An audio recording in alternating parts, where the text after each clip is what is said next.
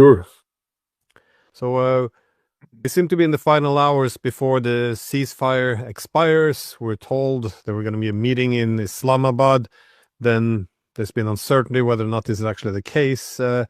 It's difficult to see where we're going here, because on one hand, we hear the stories that the US has depleted a lot of its missiles and intercepted missiles.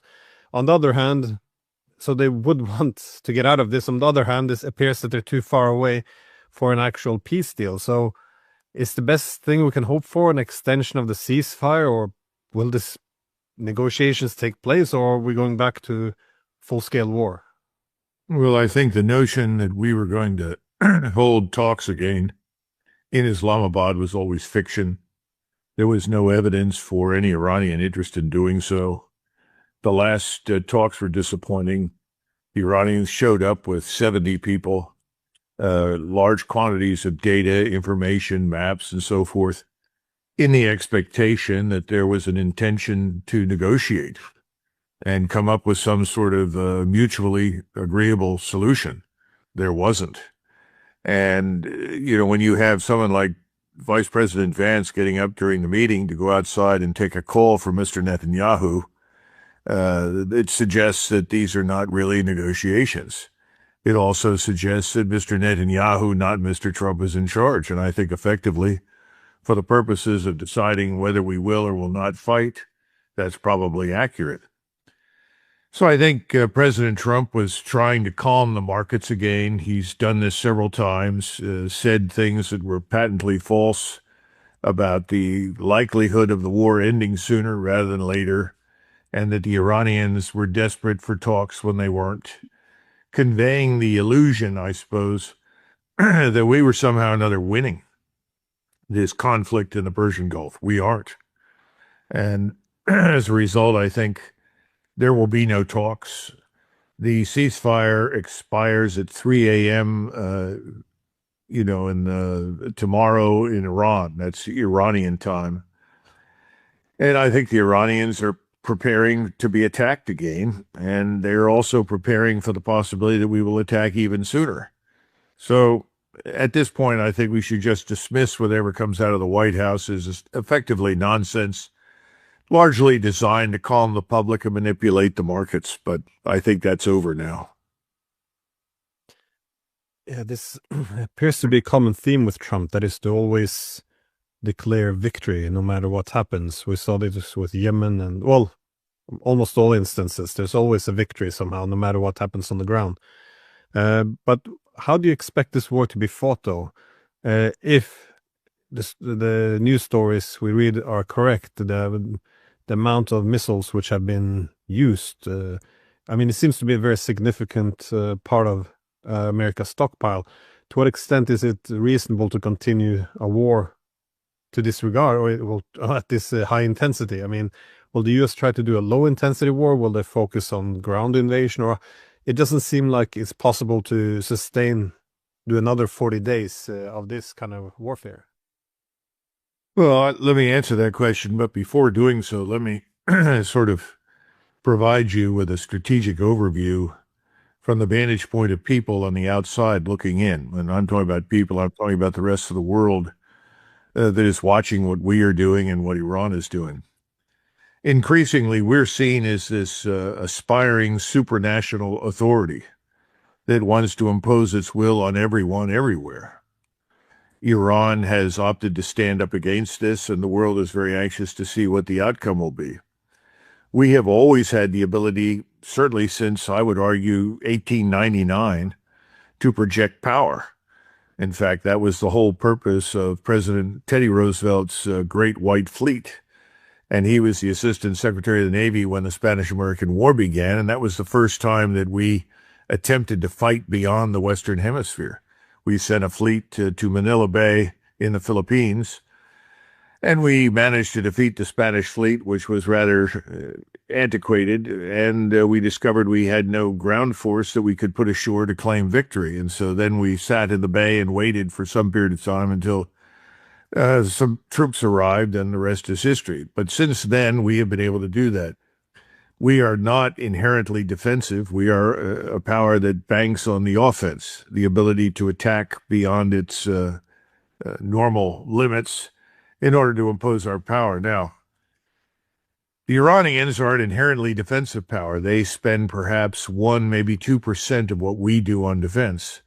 And their investment has been in fundamentally defensive weapons. Contrary to the sort of unending Israeli propaganda and the propaganda by their agents that control our mainstream media, the Iranians can't really reach very far beyond their own borders. So they are in a strategic defense posture. And if you look at the two, one is operating 7,000 miles away from its logistical support base, its manufacturing support, and the other is operating essentially from within the boundaries of its own country. And as a result, there is a home court advantage, as we say in basketball. And the Iranians have invested very heavily in a new form of warfare that has reduced us to a position very similar to what was happening on the Western Front in 1914 and 1915. That if you try to move against Iran, you are identified, you are targeted, you are attacked from anywhere from 500 to 1,000 miles beyond Iran's borders. That makes it very difficult when you're dependent upon air and naval power to attack your opponent. That means you have to move your support and sustainment thousands of miles. You have to periodically refuel, reload from a great distance. The Iranians don't have to deal with that. And most of their critical facilities and stores are underground. Now, that's the picture. So what can we expect to happen now? I think that we have replenished our stocks in the theater. We have sort of resupplied all of our platforms, naval and air, with required munitions. Now, how long will they last? I would say you would see something again similar to what we did the last time. I think there will be greater emphasis on an initial period of intensity. In other words, the first 48 to 96 hours will be more intense than what we saw previously. In other words, more sorties, more missiles, more bombings. And these will be concentrated on what are allegedly critical targets that, if sufficiently damaged, could influence the outcome of the operation. Remember, this is an air and missile operation. That means that everything depends upon the targets you select. You're looking for targets and portions of a targeting system that will give you a strategic advantage over your enemy, that will convince your enemy to give up, to say, enough's enough, I can't go any further. And we've been trying this really since the end of the First World War. There were massive bombing attacks, long-distance strikes, interdiction, as well as close air support in the last 6 months of the war. We tried many of these things, and then when World War II came, we doubled down on all of this. We saw a lot of people experiment with different ways to approach this during the Spanish Civil War. But my point is that certainly since 1945, the air power community in the United States has been trying to prove that the air power community can do everything. So it was always foolish to expect that anyone who is a member of that community, like General Kane, the Air Force 4-star, would step forward and say, you know, I don't think you should do this, Mr. President. If you try to do it, it probably won't work. It would be a strategic disaster. No, I think what he probably said is there are pros and cons. There are things we can do and maybe things we can't, but we can certainly do the following, laid out what was essentially a plan for an air and missile campaign. So now what I think you're going to see is a far more intense opening salvo. That salvo will be designed to be, in President Trump's words, a war-winning operation. It's going to be so furious and so devastating that the Iranian forces and their citizenry won't recover. That means the objective now is to destroy the Iranian state. That needs to be understood. When you begin attacking bridges and road networks and railways, power plants, desalination plants, oil infrastructure, that's about destruction of the state. You have moved beyond what you consider to be critical military targets and are focused largely on critical infrastructure. I think that's what you're going to see now. And we did that during the Second War. Its effects were mixed. The most important thing we did during World War II, in retrospect, were two things. Number one, we destroyed the fuel distribution and manufacturing system. So you couldn't produce fuel, you couldn't redistribute it. That opened the path for the Soviet armies in the East. And then the second part was that you couldn't refuel your Air Force. And that also meant that all of your air forces were concentrated on the protection of your cities. Now, the Iranians don't have an air force. The president talks about destroying the air force. They really haven't had an air force of significance since the Shah left. So they have very few aircraft. That was never a major player, just like the Navy was never a major player. The Navy consists largely of fast speedboats, unmanned submersibles, unmanned service craft designed to operate in the Persian Gulf. Not much further. So everything relies on missiles, target acquisition. Match the missiles, match the unmanned systems to the various missiles or various targets. We think the Iranians have perhaps 45 to 50,000 unmanned systems remaining, maybe more. They certainly have somewhere between 15 to 20,000, maybe some more missiles. I would say that that is more than an adequate supply to sustain Iran through several weeks. And they still have the ability beneath ground, out of reach, to manufacture missiles and manufacture drones. How many, how rapidly, I don't know. But we also know that the Chinese resupplied them, the Russians resupplied them. When you turn to our side, do we have another 1,000 joint air surface-to-surface missiles? We expended 1,000 of those in the first 3 weeks, most of those, frankly, in the space of a week. I don't know. I suspect we've probably replenished those stocks. There are others where we've replenished with as much as we can provide, particularly your anti-missile missiles, your PAC-3, your THAAD missiles. What have we got in terms of radars? Well, that's a grim picture. The radars that are being destroyed have not been replaced. They cost hundreds of millions of dollars, take years to manufacture. Whether or not we have anything left to put on the ground, I don't know. It could be that we would bring in whatever is left around the world. But my point is, I think the Iranians are in a better position than we are. That doesn't mean that they'll win and we'll lose. It's too soon to say that. Then the other point is, how many precision-guided bombs do we have? And do we have unguided bombs? I suppose we probably do. And if you're trying to demoralize your enemy, we still periodically rely on the provision of, say, B-52s, each of which carries 90 500-pound bombs. You do the math. How many B-52s can you fly over an area? That's called carpet bombing. That clearly can be done. Then the Israelis have been reprovisioned as much as we could afford. But I don't think their air and missile defense is likely to be infinitely more capable than it was. I think they're in a tougher position. We still have a lot of missile defense in the fleet.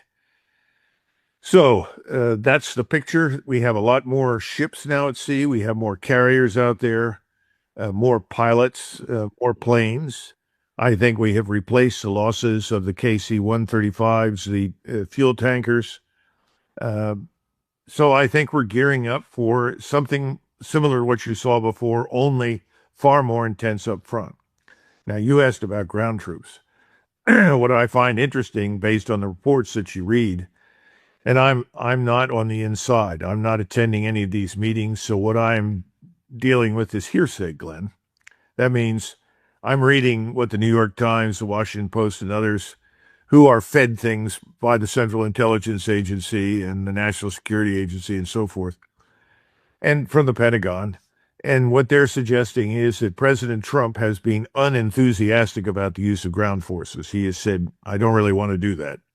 That's a very good thing, because I can't imagine any operation involving the use of ground forces in the Persian Gulf to seize islands that would make any difference to the outcome in the Gulf. I just can't imagine it. I don't know what they would be used for, because it's not going to give them control of the Gulf just because they're sitting on an island. And I always worry about, how do you resupply them? How do you evacuate people that are wounded? All this sort of business. Now, we'll see whether or not they try to do something. I'm sure Special Operations Command wants to do things. I'd be very surprised if people in the Army and the Marines don't want to do something. But I'm encouraged that President Trump, at least, has expressed reservations about it. So what will the Iranians do? And I think this is very important. We talked about the enormous damage we're prepared to do. They made it very clear that they will destroy most of what's on the west coast of the Persian Gulf. And that is of great concern to the entire world. If you stop and consider that the ingredients for your fertilizer, about 50% of these things, urea, nitrogen, phosphate, and so forth, 50% of it comes out of the Persian Gulf. And you're going to destroy this infrastructure? I think we're looking down the line at famine across the global south. It's unavoidable. We talk in terms of liquid natural gas and petroleum. Those are already problems. There are people rationing things already in India, in Indonesia, in Thailand, and Vietnam. The cost of a barrel of jet fuel, I'm told, is now over $240 a barrel and rising. It's not even on hand. Apparently, Britain is going to run out of anything in about 2 weeks in terms of both jet fuel and heating fuel. And of course, all these countries in Western Europe that have gone crazy on the green energy business are in terrible positions. And they've also shut down many of their nuclear reactors. Now, the French haven't, but the Germans have.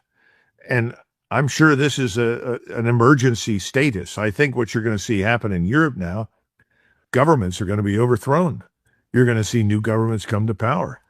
What can they do? Well, we'll see. I don't think they're going to be able to correct the problems very quickly because most analysts that have looked at what I would say the magnitude of destruction from the first round have said it'll take a year, maybe 2 years, if we were to stop now to recover in the Persian Gulf. And most people, understanding what I've just outlined to you, are concluding accurately, I think, that it will take 5 to 10 years to recover. And we're not sure what recover means because a lot of this infrastructure in the Gulf may never be rebuilt. I mean, the decision may simply be made not to go back in there. And if anybody does go in there, I would say it would probably be China. Because right now, the sort of global, what's the right word? The sort of global safe area for cash and money is increasingly going to be China, not the United States. And I think that's where things are headed. If you look at just the credit markets, people are going to go to China to borrow, not come to the United States. And I think the petrodollar is already dead. Whether or not the yuan replaces it is anybody's guess. Probably could, but it may be a basket of currencies. And I think the Emirates and the Saudi House of Saud, all of these people are really in danger of losing their countries in the sense that others will take over in their absence. Because we know that large numbers of the Gulf elites have already fled to Egypt and Europe and other places. And again, we don't know what will happen in the region this time around. You have the Turks that have geared up, in my estimation, to be far more involved this time around than they were previously. So are the Egyptians. I don't see how Israel fares very well through all of this because whatever incentive may have existed in the past for the Iranians to exercise restraint no longer exists. And I think they've made that very clear. They're ready to go to a total war fitting. We've never done that. And the lesson of history is he who goes to total war fitting, certainly in the 20th century, has a better shot of winning if he does it immediately than the person who doesn't. Remember, we forget that Hitler did not totally mobilize the German state and nation and people for war until mid-1943. How could you possibly wage war on multiple fronts the way they did and expect to win? On the other hand, the Soviets lived in a state of war mobilization and went to total mobilization very quickly. We did too, and so did Great Britain. We are not going to do that to defeat Iran. That's an impossibility. Now, I should be careful because I'm sure you've seen the report that apparently General Kane, in his infinite wisdom, suggested to President Trump that it might be useful to consider conducting operations in the Strait of Malacca against Iranian vessels.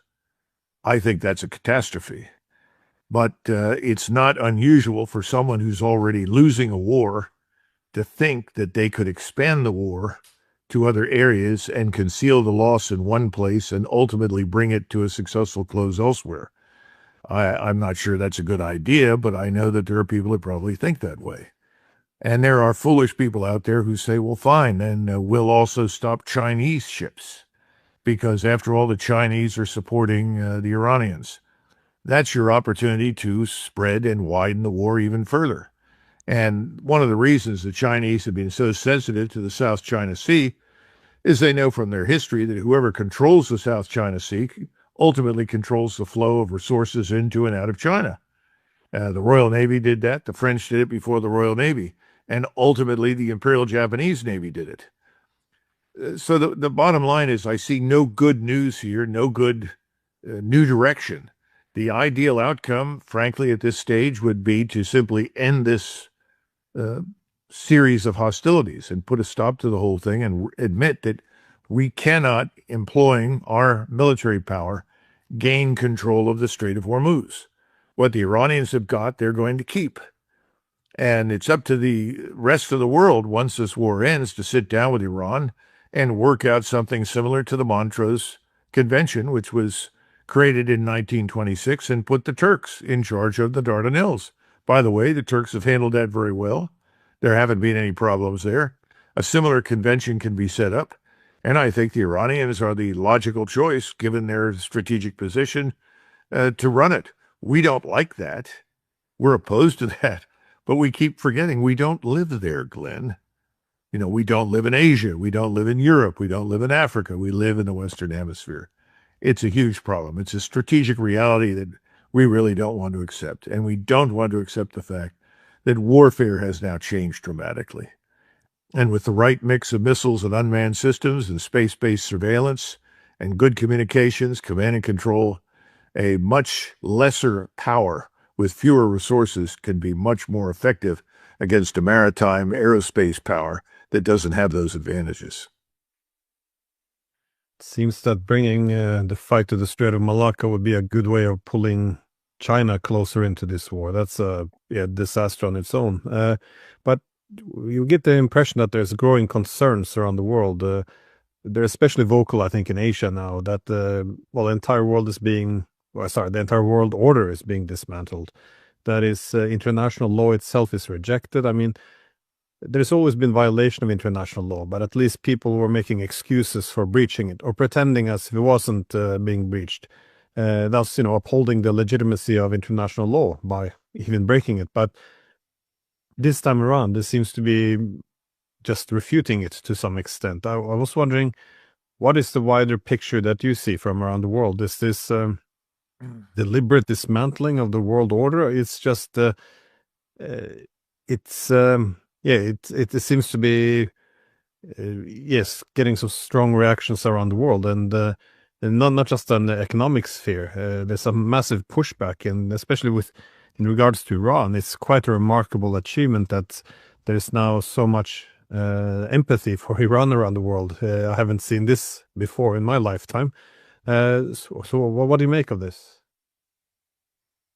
Well, if you look at India sees itself as dependent upon an extension cord that plugs at one end into India. Let's say, for simplicity purposes, the socket for the plug-in is in Mumbai.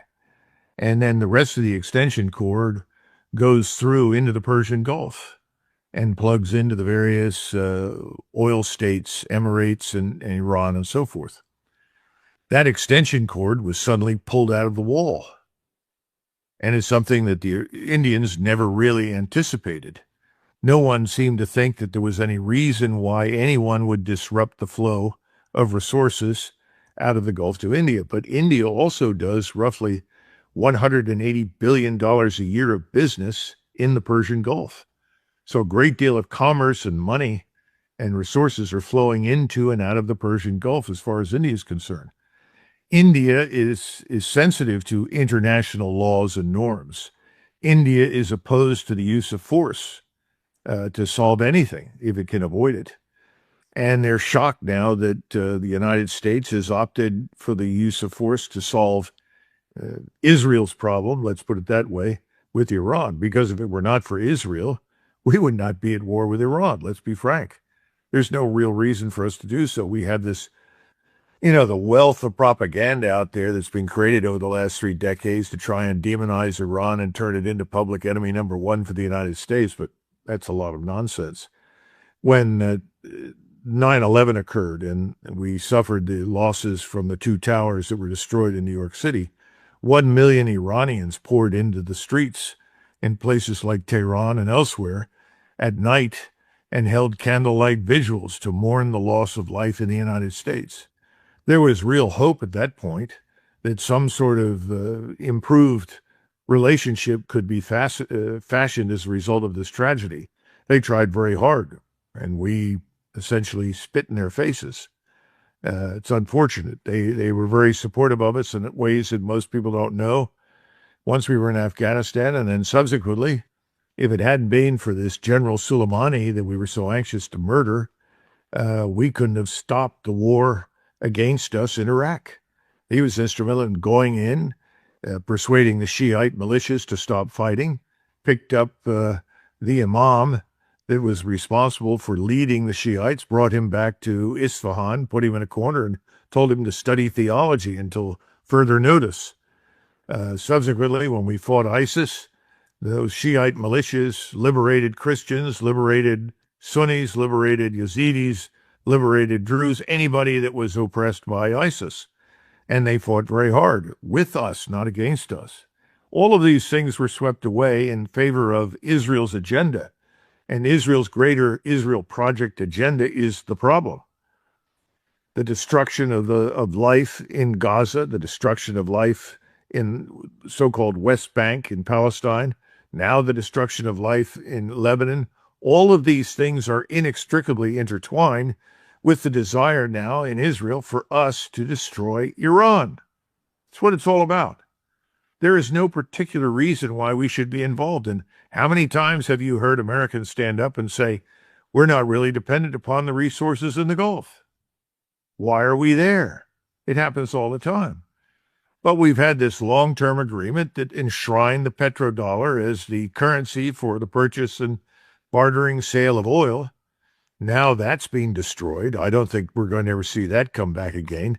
That's been a cornerstone in the edifice of our prosperity because we came out of the Vietnam War completely broken financially. We could not cope. That's the chief reason we came off the gold standard. And that also then made the petrodollar preeminent. This was Nixon's way of extricating ourselves from this terrible economic disaster that LBJ, President Johnson and his friends had created in Vietnam. Well, all of that's water under the bridge now. I think we're out of the Gulf, and I don't think we're coming back. And that's why I said I don't think we can afford to go back, because we can't finance what's required there. Only China can do that. So this whole war has been nothing short of a disaster strategically for us. The intelligent thing to do now is end it, to step forward and say, this is the wrong instrument. We were wrong. We shouldn't have done this. We're going to try and find a different way. We are looking for help from others to help mediate this. But that means that we behave like a normal power within this multipolar system. And you know, Glenn, there's no appetite for that in Washington. We want to be the supranational authority. We want to establish the rules of the game, and then we want to dominate the game, and we want to win the game. That's over. Those days are past. Well, I think this adjustment from the global primacy to multipolarity is going to be, probably bring us to more wars. But in this war, it seems to have consequences. Of course, Asia is being impacted in a great way, especially economically. But in Europe as well, we see Zelensky is making the point that the lack of air defenses now is as bad as it could possibly be. At the same time as the weapons are drawing up, he's complaining that the U.S. has been disrespectful to his country because, Witkoff visited Moscow but not Kiev. We see the EU complaining that the U.S. weapons, which are supposed to be sent to Ukraine, are being delayed or diverted. The Europeans are talking about the NATO, establishing a NATO without the U.S., a different NATO that is. And at the same time as you're seeing the situation going worse, the Europeans still appear to be escalating. That is, these massive drone programs they're sending to Ukraine, seemingly allowing their territory to be used to strike Russia's Baltic coast. And we now see that Russia is essentially warning that all of these factories producing all these drones are considered now legitimate targets. So where do you see all of this going? Because they seem, I don't want to say, I'm wondering how to describe this best. There seems to be some massive, not panic, but delusion. I'm not sure what is a good word to describe what is happening in Europe now, but it's, yes, there's not much strategic thinking. It's just this obsession with defeating Russia. Yet the weapons are drying up. Lack of capability seems to be compensated with more belligerent language and dismissing of all red lines. So where do you think this will take us? Well, my perception is that the misrepresentation of Russia's true intentions, which never had anything to do with conquering anybody anywhere, is going to vanish in an energy crisis that the current governments in Western Europe in particular can't master. I think that's the final straw. So the globalist leaders who want to maintain this war against Russia will be unable to do so because they'll be thrown out of office. I'm still surprised that we have not seen open revolution in places like Germany and Great Britain. I think we will in the future. The situation in England, Scotland, Ireland, and Wales is really bad. We've already seen the Irish come out into the streets. I think we're going to see more of that. They may be the canary in the coal mine for the British Isles. I hope so. But the people that are running the show in Parliament are simply out of touch with reality. They recently refused licensing for more drilling in the North Sea, even though they know that the oil deposits there are enormous and the need for the energy is overwhelming. But we're still dealing with these people that live in this illusory world where wind and solar power are going to replace carbon-based energy. It's not going to happen, not this way. I mean, perhaps at some point, Tesla's dream of harvesting energy from the atmosphere will work, but in the meantime, we have to use what we've got. We've got to survive on that. I think Europeans are concluding that. And I think in Germany, eventually you're going to see a return to the status quo, which is these people that are running things are going to be gone, and they're going to have to restart nuclear power plants. And they're going to have to, once they've thrown these people out, they're going to have to come to terms with Moscow. And they should. Again, everything, all the abuse, the insults, and the lies hurled at Moscow have to be fundamentally dismantled. That's very hard to do when the media is controlled by these globalist governments. The media has not told the truth. They portrayed Ukraine as a sort of luminous group of patriots fighting desperately for their freedom. It's a lot of nonsense. The Ukrainians were built up for the purpose of attacking Russia by us. We encourage this. We cultivate. When I say us, I'm talking about we and the Europeans. NATO is finished. Exactly what I thought would happen at the beginning of this crisis in January of 2022. And I said so. NATO is done. The Europeans must find a way forward for themselves that makes sense. And I think eventually this will happen. I hope sooner rather than later, because President Putin has restrained the use of Russian military power. He's held it back. He has everything he needs to finish this war decisively this year. There's no question about that. He also has the means to flatten substantial areas in the Baltic states, in Germany, Poland, elsewhere, anywhere in Great Britain for that matter, where they're manufacturing these drones, to be hurled against Russian infrastructure and against Russian citizens. He has sat on all of this. He has declined to do those things. He's held the force back. The Russians want to do it. He doesn't. I hope that European governments will outpace, the Russian desire for action.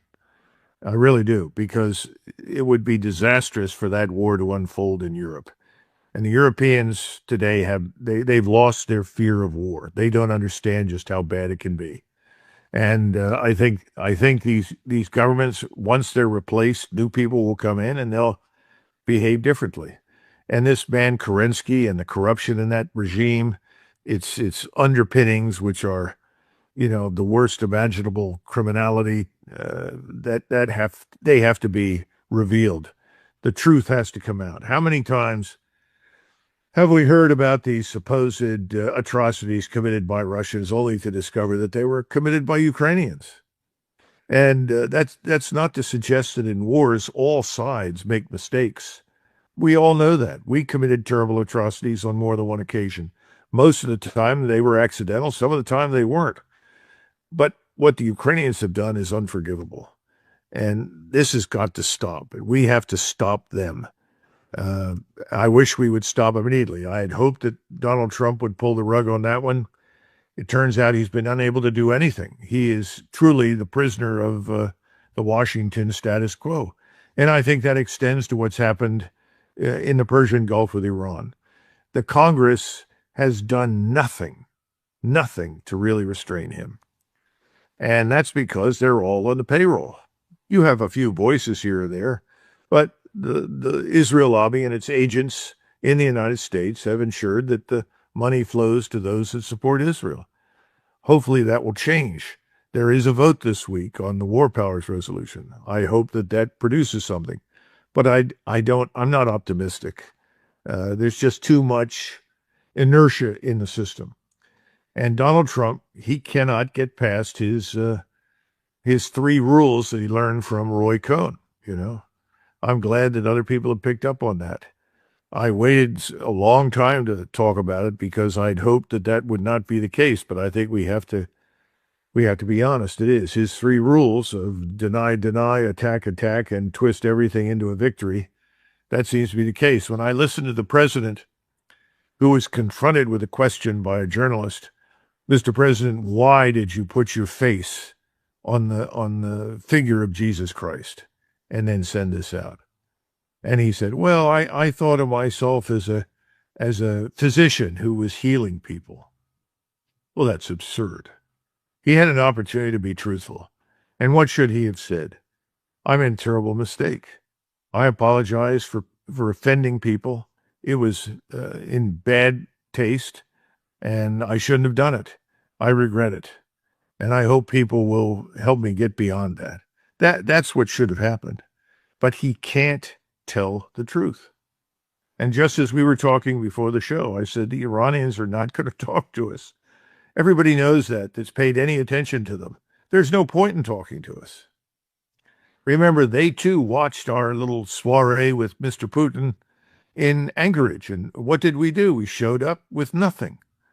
And President Trump seemed to think he was going to charm the Russians into doing whatever he wanted so that he could walk out and pretend that he was this heroic figure that won the war. The Russians came with proposals, substantive material. The Iranians came to Islamabad with a group of 70 people with substantive materials. They thought they were there to actually negotiate a solution. They discovered that's not what it's all about. All of it has been about the same thing. You must submit to Israel. You submit to Israel's demands, the war stops. Well, here's a newsflash. That's not going to happen. Yeah, this deny, attack, and claim victory. It comes with a great cost, though. I can see why it's assumed it will have some benefits, but such as with this, the picture of Trump as Jesus, it comes out just so much worse. But you can say the same in Iran when the U.S. killed all those little girls. If he would have come out just said, because I assume this was accidental. I think that's reasonable to assume. Just said this was an accident. It's a horrible thing. These things happen in war. It should never have happened. This week, yeah. And then you could put the whole matter to rest instead. This whole idea that Iran is launching tomahawks at its own schools. I mean, it just makes the matter so much worse and keeps the whole, wound open. I think this strategy of his, the deny, deny, attack, and spin everything as a victory, it has to have some exceptions. Otherwise, it's a very self-destructive. Well, there's a portion. There's a portion of the base that supports him that believes in something that was widespread in the United States, certainly at the end of the 19th and the beginning of the 20th century. And there's a statement, my country, right or wrong, but always my country. In other words, whatever your country does, you defend it to the bitter end. But one would think at this point in time that we, like every other power, at some point have made mistakes. And that identifying those is the only way to move beyond them. But he's not the man to do it. And he keeps telling everyone, we have the greatest military in the world. Well, we have the greatest military in the world designed to refight World War II. It's not the one we need. It hasn't been what we needed since 1991. But instead of recognizing that, he keeps telling everybody, oh, I rebuilt the military during my first term. Well, he put money into the old structure, didn't build anything new. And, this is our problem. It's sort of like the army of Frederick the Great that marched out to meet Napoleon in 1806. It didn't work, and they were destroyed. We've got to get out of this mess that we're in. If there's anything good that comes out of this, it's that we will see a turnover in Washington. Because Americans are not stupid. They see what's happening. And I think this assumption that everyone is going to rush into the arms of the left is wrong. I think Americans are saying, wait a minute, everyone has betrayed us. Elections don't matter. We go to the election booth, we vote, and we get the same damn stupid outcome.